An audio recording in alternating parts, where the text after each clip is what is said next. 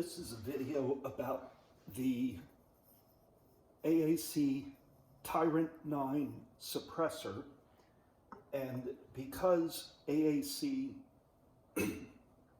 recently filed bankruptcy, they're owned by Remington, their parent company, and in October of 2020, it's now December of 2020, I was attempting to obtain some service parts, and the reply email was basically, they have ceased operations. If you have parts in for repair, they're sending them back unrepaired, don't use them, etc. In other words, it's a bad situation, especially for all the employees of Remington, and I sure hope that they come out of their bankruptcy and things get back to normal.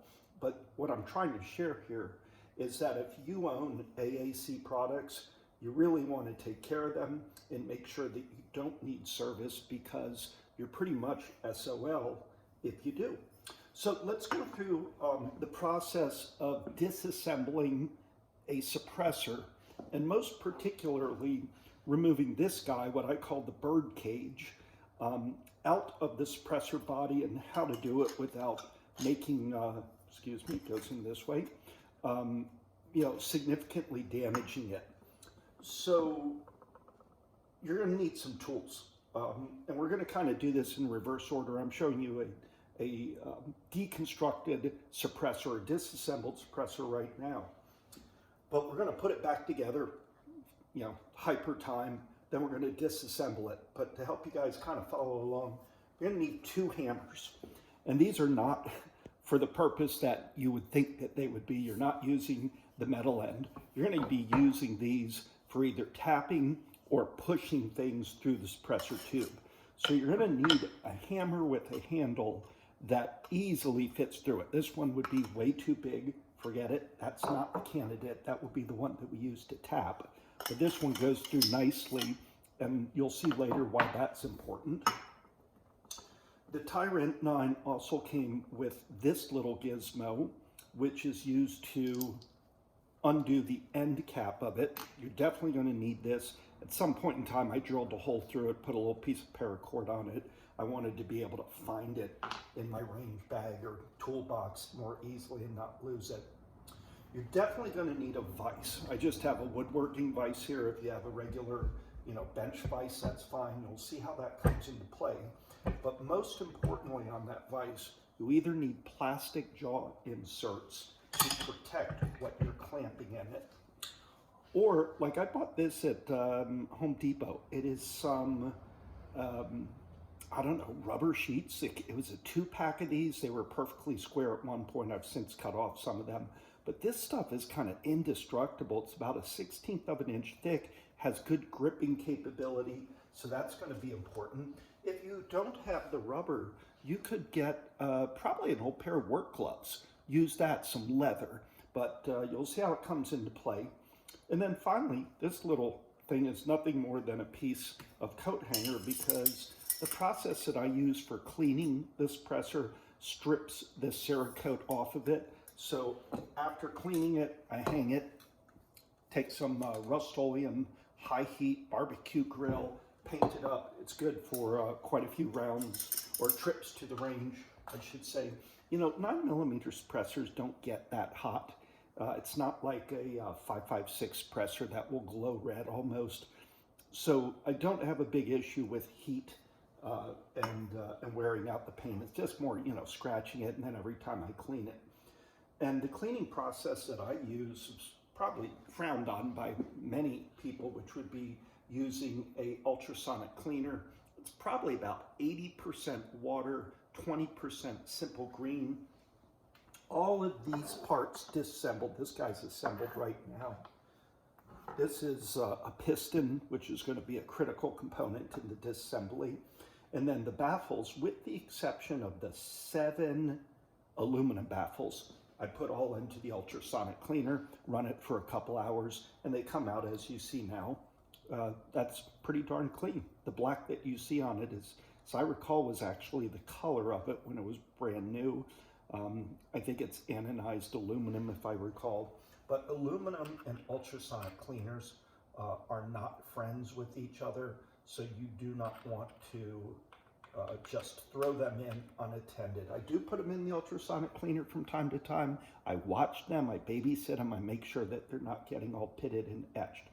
But something like this, which is titanium, goes in and it eats everything right off the tube, and the inside comes out really nice and clean. Never 100%, there's still some residual items in there. Some things like this, I take a nylon brush, I'll brush it some, clean it up.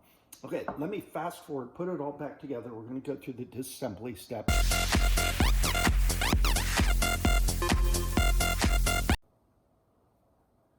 Here is a fully assembled AAC Ti-RANT 9mm suppressor, and we're going to disassemble it.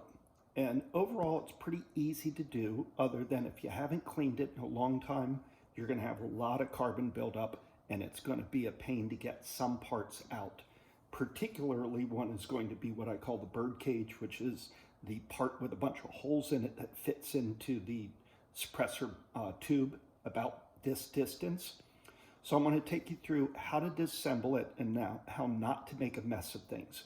We're going to start off using our end cap tool. You've got to have one of these. I'm sure it came with your suppressor, but you're going to unscrew the end cap. And this is probably going to be the easiest part of the whole process. This is furthest away from the blast and thus furthest away from carbon buildup. So we get that out, and that's going to go into your cleaning solution, cleaning tub, or whatever. Next, we need to get the suppressor baffles out. Now, this back has actually been cleaned very recently, so probably I can shake a few of them out. Hey, I got 3 of them out. And mentioned elsewhere in the video, you'll see that one of the blast shields is just a round circle, whereas all 7 others have these little notches in them. This one must be your last one, closest to the end cap. And when you assemble it, you put 4 of them together with these holes going this way, and then the next 4 rotate around 180 degrees. Somewhere else in this video, we're gonna have a better picture of that. So I got 4 of them out. Now we're gonna unscrew this. And in all probability, what's gonna happen is this much of it will come off and leave this inside, which is a huge problem because you can't take something and tap out the other baffles. You also can't take pliers and put it on this, otherwise you're going to mess up your threads in a terrible way. So there's a trick to getting that out. What we're going to do is take the piston out of that. So I got my dirty piston here. I'm going to put it in my protected vise. In this case, I have plastic jaw covers. If you don't have plastic jaw covers, I make mention elsewhere in this video about using, there we go. Sorry, I'm digressing here. There's different notches in here. I'm trying to find the one that's a vertical notch to grip that best. Now, this is hardened steel. You can clamp down on this quite firmly with assurance that you are not bending it.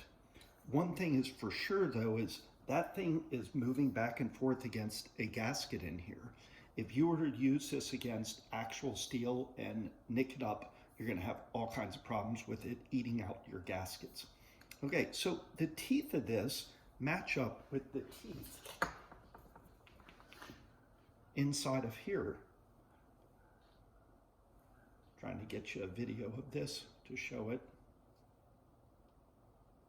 There we go. So in other words, we're going to use this as a wrench to stick into those, the male portion into the female portion inside here and unscrew it. Now in this case, I recessed that down into the vise too far. It's not making a bite. There we go. Bring it back out a little bit. And the important distinction here is I'm putting this piece, which is highly durable and won't bend, into the vise. Do not, under any circumstance, put your suppressor in a vise and clamp down on it. All right, it's titanium, but it's not that strong a titanium. All right, so now that it's in there, I can turn it with both hands and unscrew it.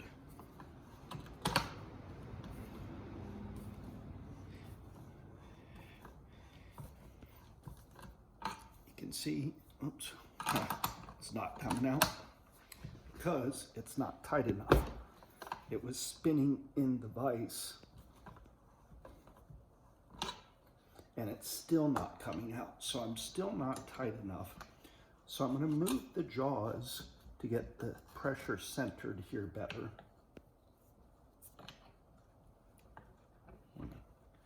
Clamp down on that good.